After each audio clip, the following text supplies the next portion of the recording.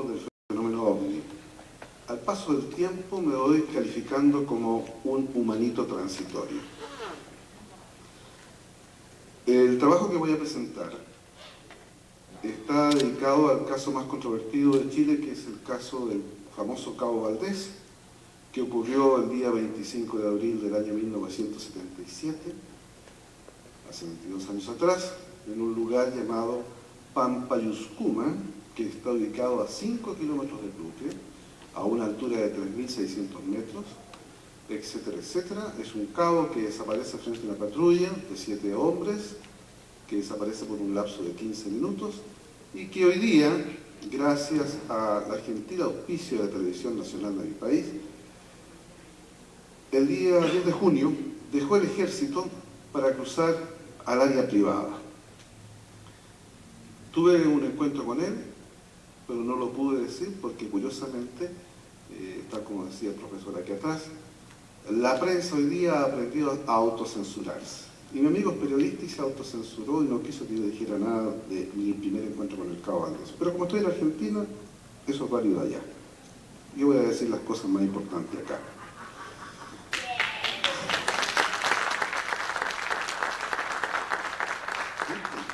Sí, porque así vamos presos nosotros. Sí, vamos bien.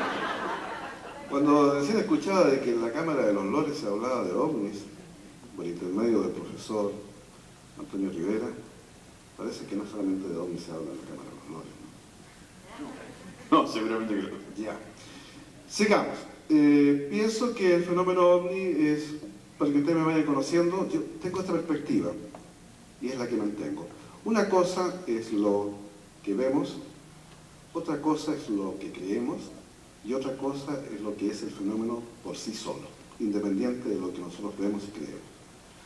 Los investigadores ovnis son muy parecidos a los investigadores de la vida privada de ustedes, que son los que les aseguran la vida, los vendedores de seguros de vida. Los que venden seguros de vida manejan cifras a futuro y manejan intangibles. El ovni también es intangible. Nadie ha agarrado un ovni, lo ha metido en un laboratorio y lo ha puesto debajo de un microscopio. Y trabajamos en intangible. En este camino es muy difícil recopilar información. Pero quienes recuperan la información, yo siento que tienen el deber de entregarla a personas que quieren seguir esta fenomenología. Y hay que entregarla así, honestamente, no ponerle más salsa de la que tiene el fenómeno. Pienso, me voy a adelantar al futuro, y esto me lo contó un colega español, así que ellos tienen la culpa, de que por ahí, por el año 3000, los arqueólogos del año 3000 van a encontrar unos restos de cintas, revistas Año Cero, revistas Más Allá, todas estas cosas, discos duros, y se van a dar cuenta que existía un grupo de loquitos que hablaban de vida extraterrestre y de ovnis, y había un grupo más grande de loquitos que no les creían. Muchas gracias.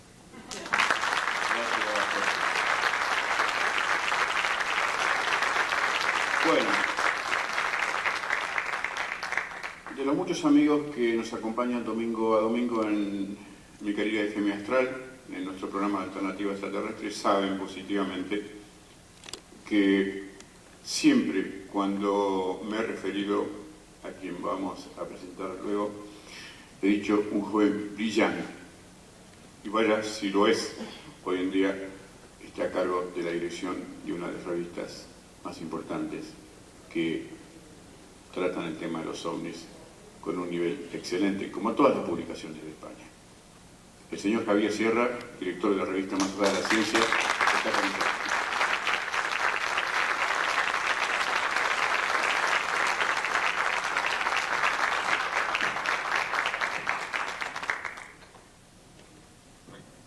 Buenos días. Permitan que descargue la cámara de fotos y algunas notas de allá.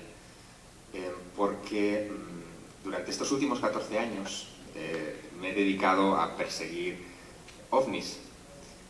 Esto suena muy raro, incluso en mi familia, cuando empecé a interesarme por estas cosas, pues no se lo tomaron demasiado bien.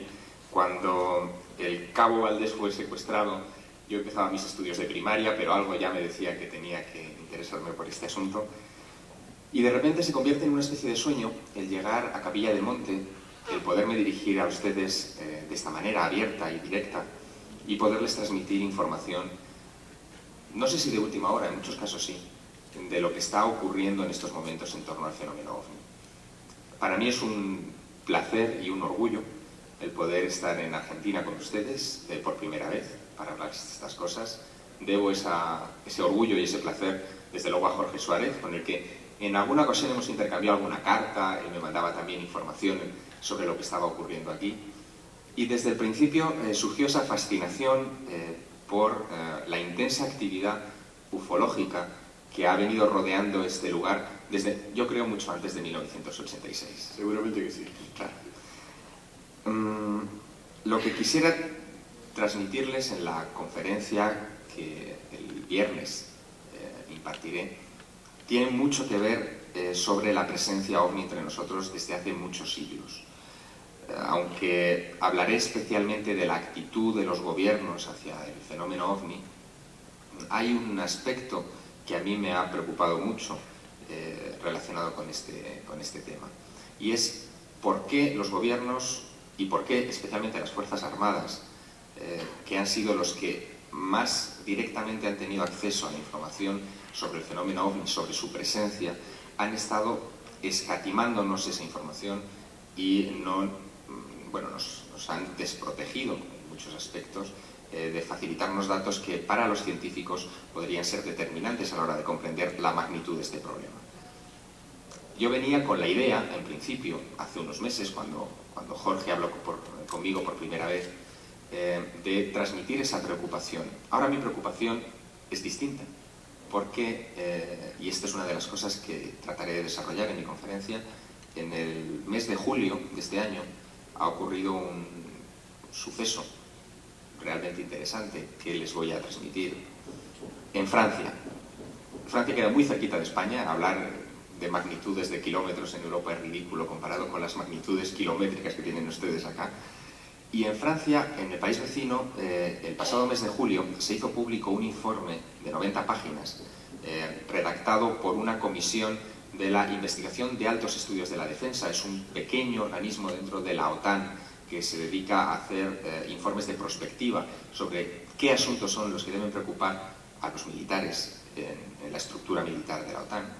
Y ese informe se titula Los OVNI y la defensa, Les OVNI et la défense, y viene acompañado de un subtítulo extraordinario que es algo así como ¿para qué nos debemos preparar? En ese informe de 90 páginas, que ha sido hecho público el pasado mes de julio por la revista VSD, es un semanario político, y que estaba concebido como un informe exclusivo para el presidente Jacques Chirac, el presidente de Francia, y el primer ministro Lionel Jospin, se hablan de muchas cosas relacionadas con el fenómeno OVNI.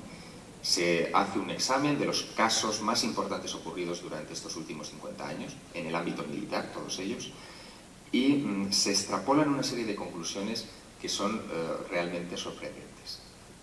Se admite que los ovnis, o una parte del fenómeno ovni, es de naturaleza extraterrestre, que esa hipótesis es la única concebible para explicar ciertos incidentes a los que sin lugar a dudas el resto de panelistas harán referencia durante sus exposiciones. Y se lleva el asunto todavía más lejos al afirmar, y por eso entronco con lo de que en el pajarillo ocurren cosas desde hace mucho tiempo, ese informe extrapola la información a qué incidentes han ocurrido en la antigüedad y cómo esos incidentes OVNI han modelado el sistema de creencias nuestro. Hasta el punto de decir que ciertas manifestaciones religiosas que aparecen en libros sagrados, sea la Biblia, el Popol Vuh de los mayas o los Vedas, tienen conexión con este asunto. Hay una parte dedicada a la influencia en aspectos religiosos, que muchos de esos carros de fuego de los que habla la Biblia tienen un entronque directo con el fenómeno OVNI, que por lo tanto, si esos carros de fuego que sobrevolaron, por ejemplo, el río Quebar de Babilonia en el siglo V a.C., que fue visto por el profeta Ezequiel y lo describe en el primer capítulo de su libro en la Biblia, no eran un prototipo secreto de la NASA, porque no lo eran, eso se lo puedo garantizar. Eran algún otro tipo de ingenio inteligente que modeló todo un sistema de creencias a partir de su aparición. El alcance, la magnitud de esas reflexiones por parte de los militares, a mí particularmente me sobrecoge, porque es algo en lo que hemos estado pensando, yo creo que todos los que estamos en esta sala, y desde luego mis compañeros también, desde hace muchos años. Pero esa reflexión sobre la influencia del fenómeno OVNI está ahora impresa sobre los blancos folios de un informe militar de 90 páginas, redactado por Bernard Norlin, que es un altísimo general de la Alianza Atlántica, del Tratado de la Alianza Atlántica en Europa. Yo creo que ese informe, el informe Cometa, nos obligará a reflexionar sobre muchos aspectos, incluyendo también algunos casos importantes, trascendentes, como el ocurrido en julio de 1947 en el desierto de Roswell, en Nuevo México, en el que un objeto no identificado se estrella a las afueras de una importante base militar y que revoluciona la actitud del gobierno de los Estados Unidos frente al fenómeno de los platillos volantes. A partir de aquel incidente, el asunto OVNI en Estados Unidos es considerado del máximo nivel de secreto. Esa política del máximo nivel de ser, evidentemente, es no solamente quedarse con la anécdota, sino tener esa información en la cabeza, darle vueltas y tratar de encontrar el modo de desenredar este nudo gordiano que es el fenómeno OVNI. Gracias.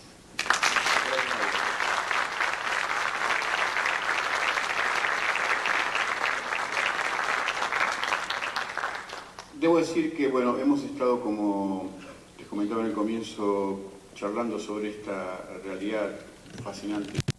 Sin ninguna duda, el primer investigador de campo de la huella del pajarillo, Héctor Antonio Pico, también integrantes del Grupo Hemisferio de Buenos Aires, Daniel Díaz y Paquito Martínez, queridos amigos y colaboradores también de este congreso, quienes ellos tres van a estar a cargo de la dirección de las tertulias que vamos a hacer, luego de hacer ahora en el Paseo de la Toma.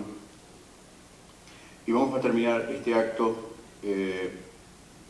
presentando a una persona que nos costó muchísimo poder contactarnos. Teníamos las referencias de Jorge Anfront-Dumont, había estado en Chile, me estoy refiriendo a Jaime Maussan. Quizás en los últimos años es un hombre que en América ha trascendido con mucha fuerza a través de su tarea, muy especialmente de televisión.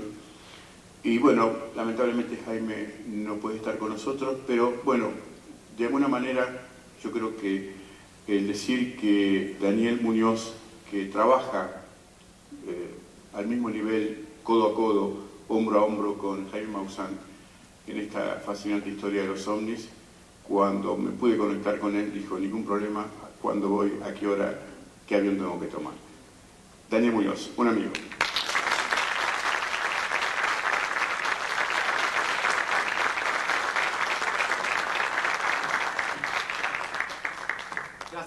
Gracias, ya son buenas tardes, ya no son buenos días. Gracias, Jorge. Gracias, de verdad. A Jaime le hubiera gustado estar aquí, pero ya saben, compromisos de televisión. Nosotros hacemos parte de la televisión en México, somos de esas caras conocidas que uno pasa en la calle. Usted me da su autógrafo. Ese tipo de personas somos. Jaime Maussan, más que nadie, es un periodista muy conocido y que efectivamente, como él dice, ha despuntado en los últimos años. Yo que soy mexicano lo puedo decir, antes por la cuestión ecológica que él perseguía un poco más por lo que implica el cambio del planeta, el calentamiento global, todo aquello. Y en los últimos, podemos decir, 8 años por la cuestión de los ovnis. Y muy interesante porque él al principio efectivamente no creía en nada de los ovnis, pero los hechos lo han hecho cambiar. Habíamos, sin embargo, ya personas en México, como un servidor, que llevábamos, hasta este momento yo ya llevo 25 años persiguiendo la huella de los ovnis. Después de una experiencia personal, lo que más nos llama la atención es ver cómo, y con esto quiero empezar para no aburrirlos tanto, cómo de alguna forma, poco a poco el pueblo, poco a poco las personas, poco a poco ustedes, han podido irse integrando a la investigación y crear a lo que estamos aquí reunidos, a los investigadores que sin ustedes no seríamos nada, porque ¿a quién iría dirigida la investigación? Y es muy interesante verlo porque de alguna forma esto es un fenómeno que cada país que vamos recorriendo, ya van 3 vueltas que le damos al globo en promedio, nos hemos dado cuenta que poco a poco, en algunos países más, en algunos países menos, va tomando más fuerza, y que es precisamente la participación del público en la investigación, haciéndola ustedes. En México, mi país, en 1991, ustedes recordarán ese famoso eclipse solar del 11 de julio, el eclipse, yo creo, más importante del milenio, no por la trascendencia como por ejemplo lo tuvo el del 11 de agosto, que estaba incluso profetizado por Nostradamus, y que abrió, como bien lo dijo Enrique, junto con la cruz cósmica y el alineamiento cósmico, pues de alguna forma abrió ciertos arcanos que culminarán el 21 de diciembre del 2012 según el calendario maya, según esta profecía del sexto sol de la cual hablaré en la conferencia, y que de alguna forma tiene más reconocimiento, más fama que el del 11 de julio del 91 en México, pero sin embargo hay una profecía maya también, una profecía que se encuentra en el Códice Dresde, que se encuentra en Alemania, y una profecía de un códice llamado Chimalpopoca, que coinciden con el 11 de julio del 91 como la fecha en la cual los hijos de las estrellas volverían a bajar a la tierra a hablar con nosotros, y en el Códice Dresde dice que sería ese el momento en el cual la preparación comenzaría para que los hijos de la tierra fueran los que volarían a través de las estrellas. Muy interesante, muy ignorado al mismo tiempo, pero ocurre que, como es evidente, como es lógico, todo el mundo en un eclipse solar quiere ver el sol. El sol siempre está ahí, nos recomienda que lo veamos con los filtros solares, que si no nos vamos a quedar ciegos, etcétera, etcétera. Pero la verdad es que cuando está el eclipse, uno quita el filtro siempre por la curiosidad. Se imaginarán ustedes en un país tan cercano a los Estados Unidos como es el mío, cuánta posibilidad existe, desde luego ahora es en todos los países, aquí seguramente también, de tener una cámara de video, una cámara fotográfica y atestiguar, inmortalizar como las fiestas de boda, como las graduaciones del acontecimiento. Y resulta muy interesante cuántos miles de cámaras ese día pudieron captar precisamente el eclipse de sol. En el eclipse se ve también Venus, también se ve otra estrella, porque las oscuridades alcanzan esos grados que nos permiten ver las estrellas, pero también había una estrella de forma de disco. Y eso fue muy interesante porque al verlo, el principal noticiario de mi país lo reportó como una nota curiosa. Fue precisamente Televisa, en la empresa en la cual nosotros también trabajamos haciendo un programa, que no sé, creo que aquí lo ven también en Galavisión, Jorge, no lo sé si lo ven, Tercer Milenio, un programa que ha ido sentando poco a poco las bases en Norteamérica de la investigación OVNI, desde luego latinoamericana, pero también en los Estados Unidos. Y bueno, regresando a lo que estaba, en este noticiario presentan este clip diciendo, bueno, pasó, llamemos a Maussan. Maussan, Jaime, no era conocido por los OVNI, lo insisto, pero ya se había, y lo digo como es la palabra, se había robado un material de 1982, me parece, sobre el caso del famoso suizo Edward Billy Mayer, que ya creo que aquí también tiene cierto reconocimiento. Se lo robó, lo presentó en el programa 60 Minutos, que era un programa de periodismo de investigación que hoy ya nos han quitado porque cumplió su ciclo después de 17 años, y que atrajo la atención en su tiempo, y bueno, la gente ubicaba a Jaime Maussan precisamente por ese programa, no como investigador de ovnis.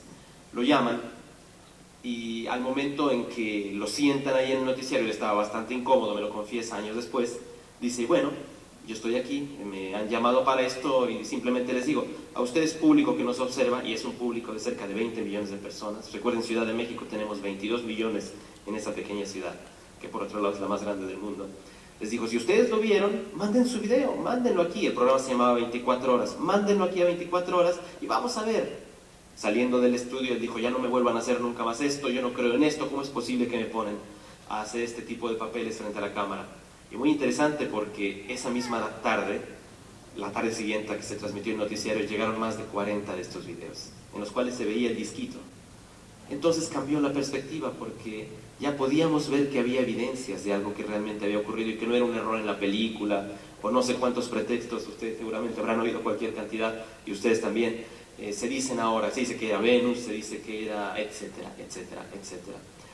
Lo más interesante pasó cuando de otras ciudades, no de Ciudad de México, sino de ciudades alrededor, en México tenemos bastantes, y resulta muy interesante ver cómo a raíz de que Ciudad de México, uno de esos grandes centros de poder, poco reconocido como tal, pero finalmente lo ha demostrado, este fenómeno ha tomado cierta fuerza y esta fuerza ha sido tan grande después poco a poco que lo hemos podido importar, en este caso exportar al mundo, porque se ha convertido en un fenómeno de masas, se ha convertido en algo que no somos solamente una o dos personas. Jaime y yo solemos hacer este tipo de juegos, a veces cuando él no puede presentarse me presento yo y viceversa.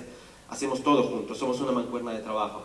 Él ahora está en la Ciudad de México terminando un proyecto de televisión, nos acaban de ofrecer una nueva temporada en Tercer Milenio, por lo tanto podremos, si ustedes lo ven, darles nuevos capítulos, cerca de 200 prepararemos, y se encuentra dando, seguramente hasta ahora no, pero sí dentro de algunas 6-7 horas, dos de las más importantes conferencias que en mi país se han dado al respecto, y en este caso va a ser Jaime que lo va a presentar, así como aquí yo.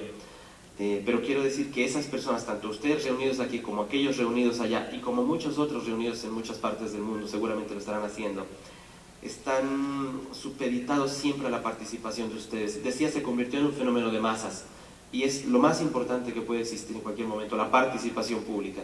En México pasó, en México se hizo la convocatoria, en México se dijo, hey, por favor ustedes que están del otro lado, participen, mándenos esos videos. Y nosotros ahora tenemos una colección ya seleccionada, después de haber seleccionado lo que era un ave, un avión, Venus que salía efectivamente en el alba.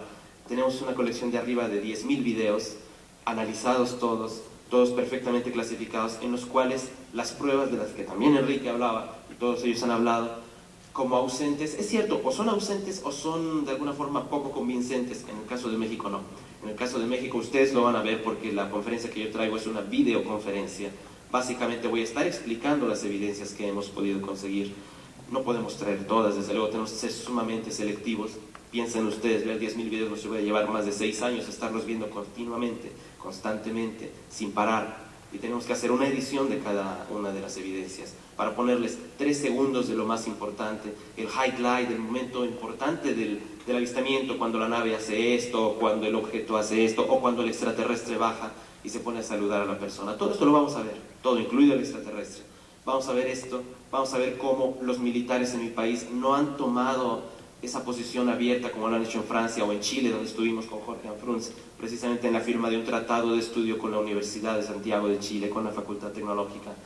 Pero sí han tomado la actitud de dejar que la información salga, es lógico, una actitud inteligente. Si los investigadores estudian, nosotros podemos también obtener la experiencia de los investigadores, y esto lo están haciendo. Pero los pilotos sí, por el contrario, los pilotos en mi país, y nos pasa muy curioso que cuando volamos nos reconocen las azafatas o los mismos pilotos, nos invitan a pasar a la cabina para que nos platiquen las experiencias que han tenido volando sobre Ciudad de México, cuando van volando los aviones y las esferas, literalmente lo dicen, y esas esferas empiezan a jugar con ellos. Incluso en algún caso las han golpeado rompiéndoles el tren de aterrizaje. Caso de un avión de Aeroméxico que tuvo que cerrarse el aeropuerto para que el avión, si tenía algún tipo de accidente, pudieran actuar rápidamente. No significan una amenaza, sin embargo, lo han dicho los mismos militares y nos han dejado hacer, nos han dejado investigar, nos han dejado seguir. Y creo, para terminar, que esto que está pasando en mi país, en el cual no solamente el público, sino también los pilotos, también el periodismo mismo, la religión, y eso es algo que estaba olvidando decírselos, la religión misma está involucrándose poco a poco, y esto lo digo, y lo digo con la certeza porque he estado en Vaticano recientemente. El día 17 de agosto pasado tuve la oportunidad de encontrarme con Monseñor Corrado Balducci. Yo no sé si es familiar con ustedes este nombre, Monseñor Corrado Balducci, pero en Italia es una persona conocidísima, también de esos que va uno por la calle y le pide el autógrafo cuando lo ve, porque ha salido en los programas más importantes de la RAI 1 y de la RAI 2, que son los canales más católicos, más conservadores de Italia, y está saliendo hablando, adivinen de qué, de extraterrestres, diciendo, el contacto es real, estos seres son los intermediarios entre Dios y nosotros. Existen y sería muy ilógico que habiendo tal cantidad de contactados, así con esas palabras, tal cantidad de evidencias videograbadas, fotografiadas, nosotros lo negáramos porque estaríamos negando el valor del testimonio humano. Esto me lo dice en la entrevista que ustedes van a ver en primicia, porque esta lo presenté solamente a través del radio en México, no lo he presentado en ningún otro lugar. Hay un sitio en internet en el que ya está de alguna forma subido, pero en escrito nada más. Ustedes lo van a ver por primera vez fuera de mi país. Esta entrevista, una selección, son 2 horas de entrevista, seleccionamos 6 minutos en lo que ustedes van a ver, como dice Balducci, el testimonio humano es en lo que se basa la religión. Y ustedes que están allí viéndome, y si son sacerdotes, así lo dice la cámara, y si son sacerdotes mejor, van a tener que aceptar y entender cómo esto es real, porque si no estaríamos negando el valor de la misma religión, nos estaríamos negando a nosotros mismos. Por lo tanto hay que tener la valentía de entender y de aprender. Y cosas como esto es lo que nos terminan impulsando a investigar. Yo creo que a todos ellos, yo creo que a las nuevas generaciones, que es a las cuales nos debemos, de investigadores y de seres humanos que visitarán este planeta, que lo poblarán, es para que tendríamos que trabajar, y por lo menos en México estamos trabajando para ellos. Creemos que es importante crear las bases de un conocimiento de algo que nos supera en ciencia, en conciencia, en tecnología y tal vez en espiritualidad, y que sin embargo no nos menosprecia porque llega y toca las puertas de nuestro planeta y dice, hey, amigos, despierten. ¿Qué les está pasando? Y creo yo que las evidencias que están generándose en México y que yo voy viendo que poco a poco empiezan a generarse en otros países del mundo, Chile es uno de ellos, Perú es otro de ellos, Rusia, Italia, España mismo de repente serán otros de ellos, que van poco a poco, y yo espero que en Argentina también, poco a poco vayan llenando los archivos de las videotecas, creando la palabra videoteca precisamente, para darnos, no a nosotros, porque sería muy egoísta pensar que nosotros vamos a tener la siembra y la cosecha, pero sí a las generaciones futuras, las que vendrán en el futuro, en el nuevo milenio en el cual ya estamos inmersos, los elementos suficientes para poder decir, aquí están, estuvieron siempre, nosotros no lo entendíamos, pero hoy podemos empezar una nueva generación. Y yo creo que es la preparación que estamos nosotros todos ofreciendo con revistas, con televisión, con radio, el esfuerzo que está haciendo Jorge con congresos, como el que haremos también en Acapulco, como el que se hace en cualquier lugar del mundo. Yo creo que estas son precisamente las semillas que se están sembrando para que nuestros hijos el día de mañana no nos reclamen por no haberlos informado perfectamente. De eso hablaremos en la conferencia y gracias, Jorge. Gracias.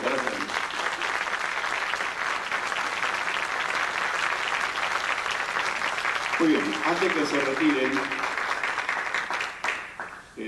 quiero decirles algo que, y con el permiso de mis amigos, es absolutamente doloroso para mí, pero no me queda otra alternativa.